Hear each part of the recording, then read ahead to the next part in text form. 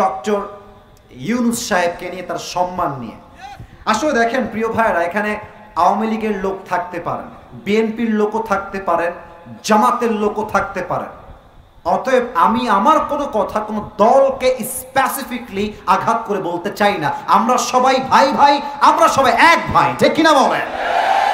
Doctor Yunus সাহেব দেশের ক্ষমতার চেয়ারে বসার পরে আপনি মানেন কিংবা না মানেন, আপনি বোঝেন কিংবা না বোঝেন, দেশের চিত্র কিন্তু পাল্টে গিয়েছে।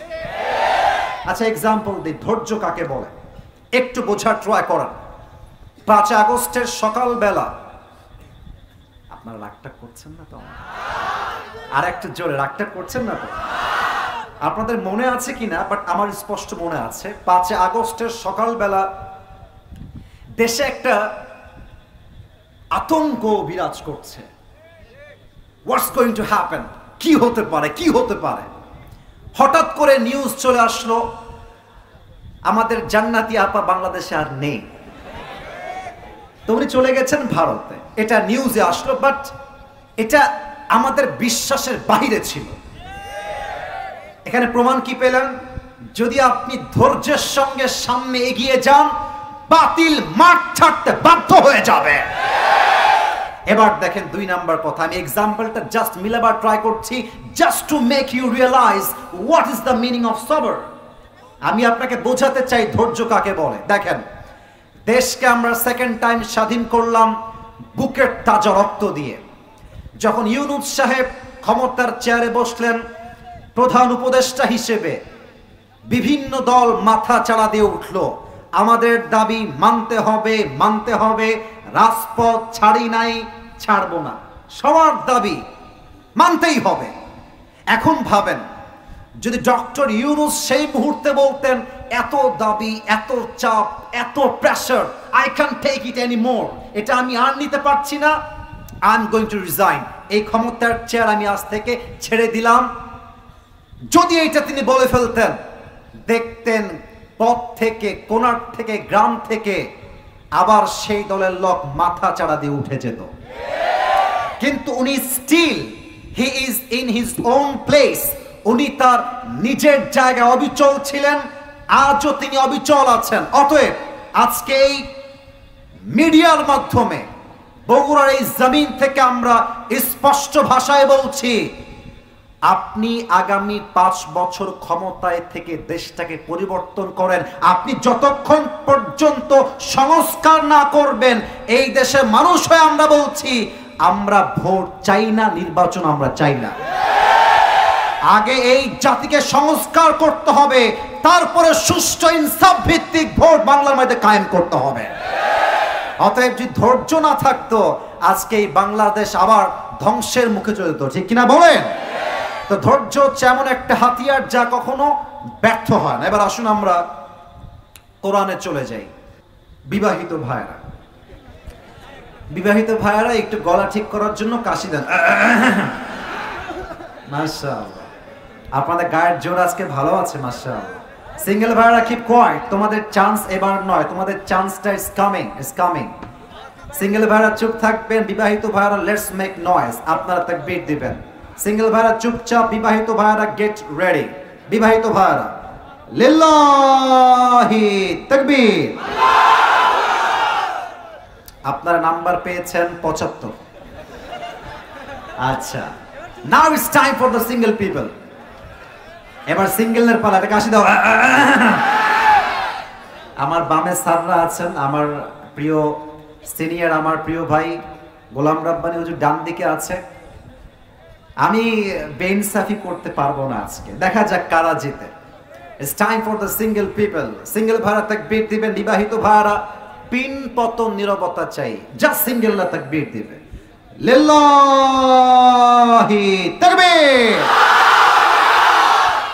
বিবাহিত ভাইরা আমাকে মাফ করে দিও, আই এম সো সরি। আজকে আমার সিঙ্গেল ভাইরা 90 নাম্বার পেয়ে পাস করেছে, ঠিক কি না? ওকে, আর কোনো ভাগাভাগি নাই। এবার শেষ তাকবীর সবাই মিলে দিব, বাস তাকবীর শেষ। কোরআন থেকে আমরা আয়াত ভিত্তিক আলোচনা করার বেস্ট লেভেল ট্রাই করব সবাই মিলে, আর কোনো ভাগাভাগি নাই। সবাই একটা তাকবীর দেওয়ার পূর্বে কাশি দিয়ে গলা ঠিক করে নেন। বগুড়ার সুলপুল, বগুড়ার ভাইরা আওয়াজ দিবেন সিংহের মতো গর্জন দিয়ে। মুসলমান একমাত্র আল্লাহকে ছাড়া সেকেন্ড আর কাউকে ভয় পায় না। আমরা দেখেছি আগে বগুড়ার মাহফিলে, আমি নিজেও দেখেছি, ইভেন এটা আমি ফেস করেছি। I am so sorry to mention that point. বগুড়ার মানুষকে আমি বড্ড ভালোবাসি, বাট বগুড়ার সব মানুষ কিন্তু সুবিধার না, কিছু লোক আছে অসুবিধা। তবে বেশিরভাগ অসুবিধার লোক আজকে বাংলাদেশে নেই, দিল্লি পালিয়ে গিয়েছে, মামুর বাড়ি ভারতে পালিয়ে গিয়েছে। এই দেখেন ওয়াজ করতো হুজুর, মাহফিলের স্টেজের চেয়ারে বসে, কোনো কথা নাই, বার্তা নাই, পাতি নেতা উঠে তখন বাপের বেটা থাকলে আজকে আসেন। এটা বগুড়ার সুরপুলের মাটি, আপনার পিঠের চামড়া একটাও থাকবে না বগুড়ার। শেষ তাকবীর দিবেন বীর পুরুষের সাউন্ডে, নারে তাকবীর। আল কোরআনের আলো, আল হাদিসের আলো, কোরআন হাদিস যেখানে, আলেম ওলামা যেখানে, বগুড়াবাসী যেখানে, আল্লাহ যেন কবুল করে।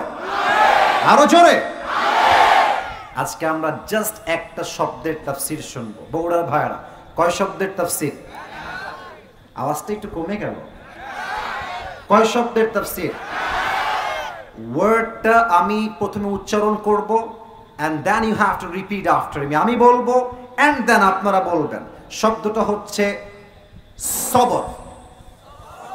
শব্দটা হচ্ছে, আর একটু জোরে, শব্দটা হচ্ছে ইটস ইন অ্যারাবিক, এটা হচ্ছে আরবি ভাষায় সবর, বাংলায় আমরা বলি ধৈর্য। বলেন সবাই, বাংলায়, আরবিতে, আরবিতে, বাংলায়। এই পুরো সময়টা আমরা এই একটা ওয়ার্ডকে হাইলাইট করব কোরআন থেকে, হাদিস থেকে। প্রথমত,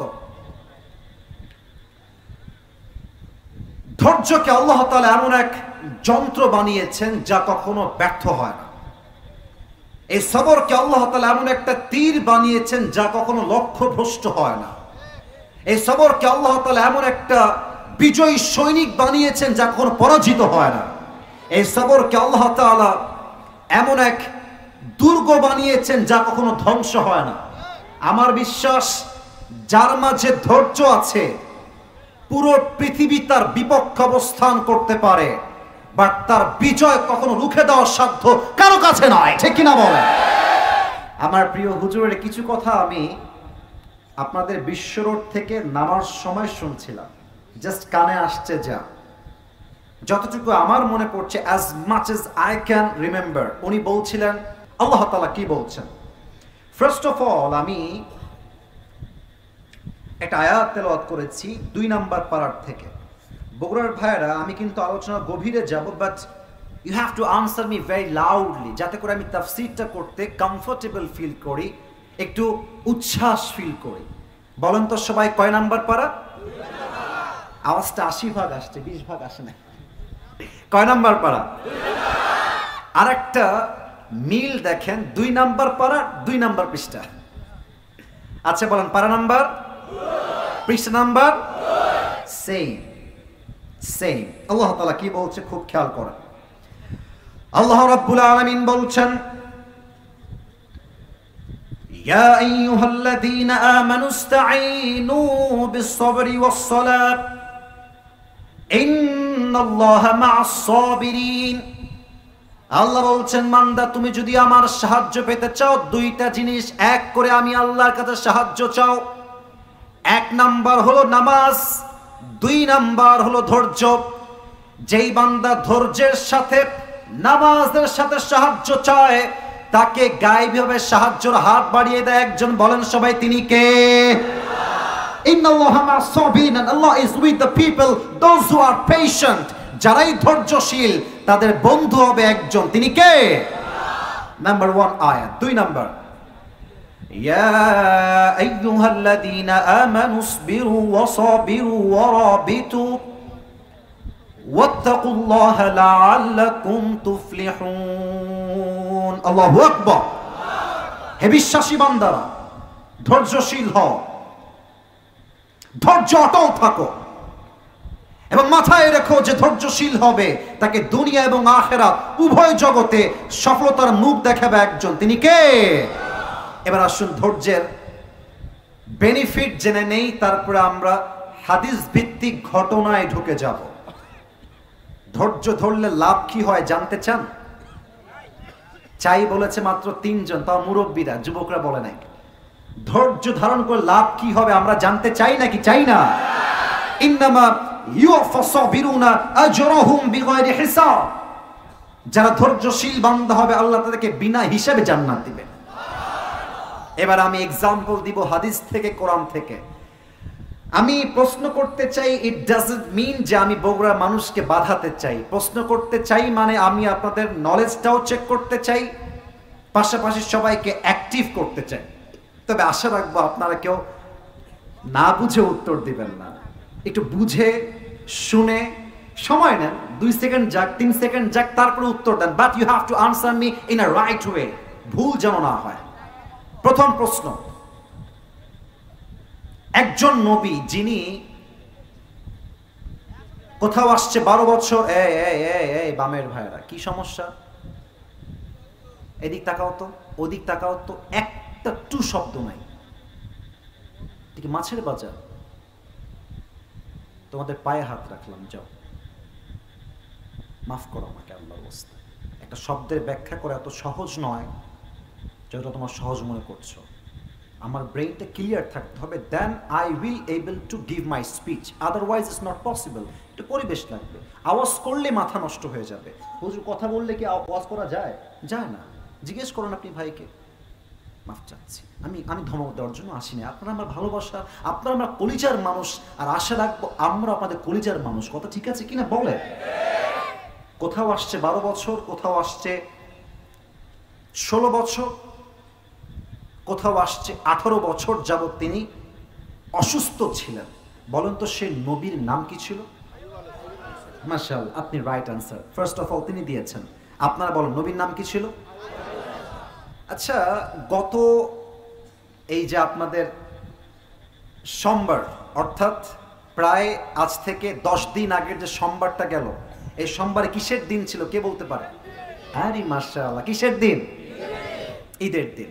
Character is very important part in life. যার চরিত্র ভালো সে মানুষটা ভালো, যার চরিত্র খারাপ সে মানুষটাও খারাপ, ঠিক কিনা বলেন? আম্মাজান বসেন। কি হয়েছে আপনার? আপনি এত কষ্টে আছেন কেন? আপনার মুখটা মলিন কেন আম্মাজান?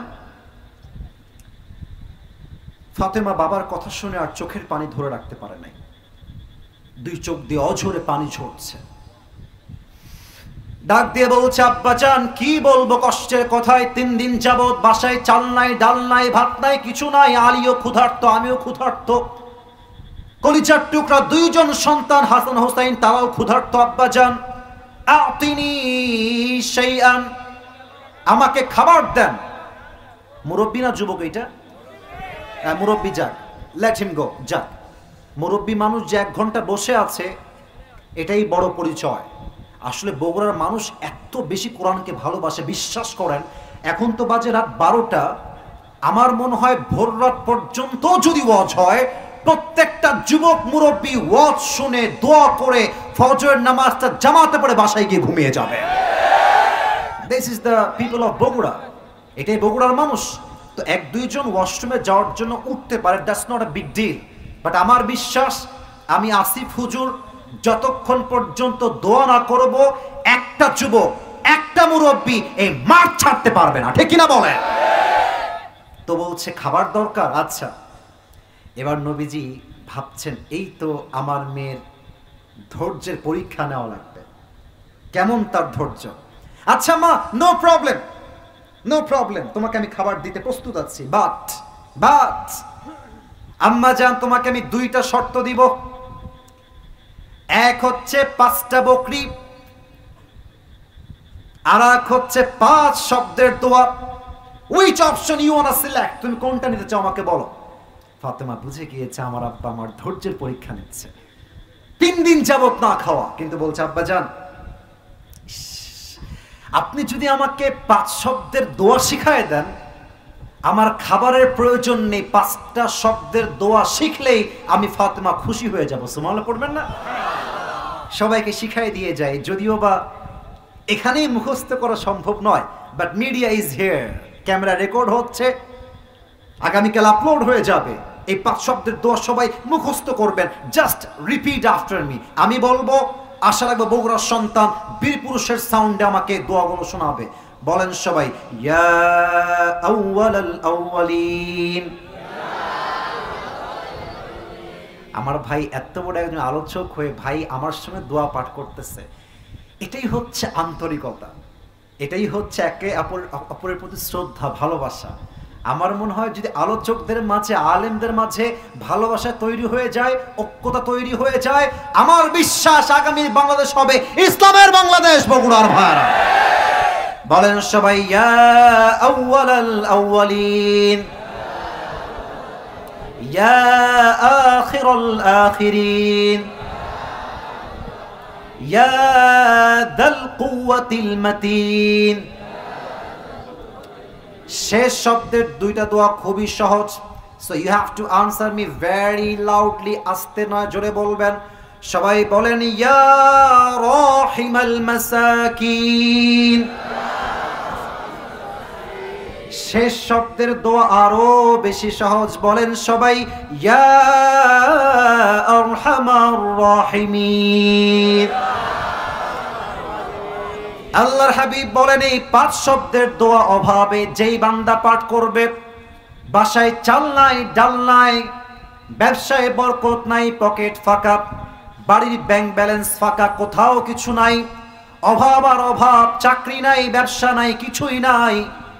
এই 5 শব্দের দোয়া যেই বান্দা পাঠ করবে, সঙ্গে সঙ্গে আল্লাহ রাব্বুল আলামিন তার জীবনের সমস্ত অভাবকে তার গায়েবী খাজানার থেকে দূর করে দিবেন। কোন সবাই সুবহানাল্লাহ। এবার ফাতেমা ডাক দিয়ে বলছে, আব্বাজান তাহলে আমি ফিরে যাই বাসায়, বাসায় অনেক কাজ রয়েছে। আল্লাহর হাবিব ডাক দিয়ে বলছেন, যাও বাসায় ফিরে যাও। ওইদিকে আলী রাদিয়াল্লাহু তাআলা আনহু অপেক্ষায় বসে আছেন, ফাতেমা কখন আসবে খাবার নিয়ে, আমি খাবো, আমার 2 কলিজার টুকরা সন্তান হাসান আর হোসাইন তারাও খাবে। হঠাৎ করে আলীর যখন চোখ পড়েছে, দেখছে ফাতেমা হেঁটে হেঁটে আসছে দূর থেকে। ফাতেমার ডান হাতও খালি, বাম হাতও খালি, হাতে কোনো খাবার নাই।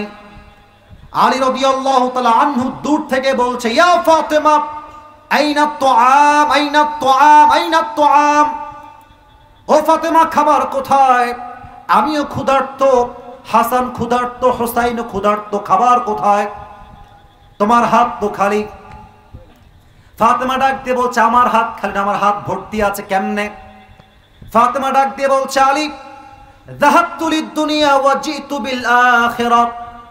আমি আল্লাহর হাবিবের কাছে দুনিয়া চাওয়ার জন্য গিয়েছিলাম, কিন্তু আল্লাহর হাবিব আমার 2 হাত ভরে পরকাল দিয়ে, আখিরাত দিয়ে ফেরত পাঠিয়ে দিয়েছে। কোন সবাই সুবহানাল্লাহ। আমি আখিরাত নিয়ে ফেরত আসছি, তোমার কোনটা লাগবে আমাকে বলো। বলছে, আমার কিছুই লাগবে না, আমি নিজেই যাব নবীর কাছে খাবার চাওয়ার জন্য। বলেন তো, নবী